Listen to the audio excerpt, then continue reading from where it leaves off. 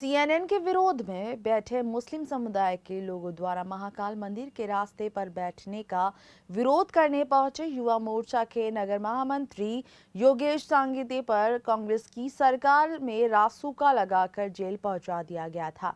78 दिन के लॉकडाउन के बाद युवा मोर्चा के नगर महामंत्री महाकाल मंदिर पहुंचे और महाकाल मंदिर पर आए श्रद्धालुओं को मास्क वितरण किए। सांगीते का कहना था कि कांग्रेस की सरकार पर जिस तरह देश विरोधी काम कर रही थी उसका प्रकोप कांग्रेस को झेलना पड़ा और पूरे प्रदेश से कांग्रेस विलुप्त हो गई। इसे आप बाबा महाकाल का प्रकोप भी कह सकते हैं। आज बहुत अच्छा लगा। 71 दिन के लॉकडाउन के बाद बाबा महाकाल के दर्शन कर बाबा से प्रार्थना की है। जिस तरह कांग्रेस को खत्म किया है उसी तरह को कोरोना महामारी को जल्द से जल्द खत्म करें और पहले की तरह लोग अपना जीवन यापन कर सकें। बहुत ही हर्ष की बात है, मन को बहुत प्रसन्नता हुई। आज बाबा महाकाल के लगभग 3-3.5 महीने के बाद दर्शन किए।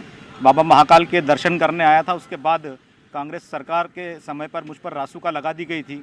जैसा कि हम सबको ध्यान है कि कुछ समय पूर्व में महाकाल मंदिर का रास्ते पर सीएए के विरोध प्रदर्शन को लेकर के कुछ लोगों ने रास्ता बाधित करने का प्रयास किया था और देश विदेश से आने वाले श्रद्धालुओं को उस समय पर रास्ता बाधित होने के कारण तकलीफ आ रही थी।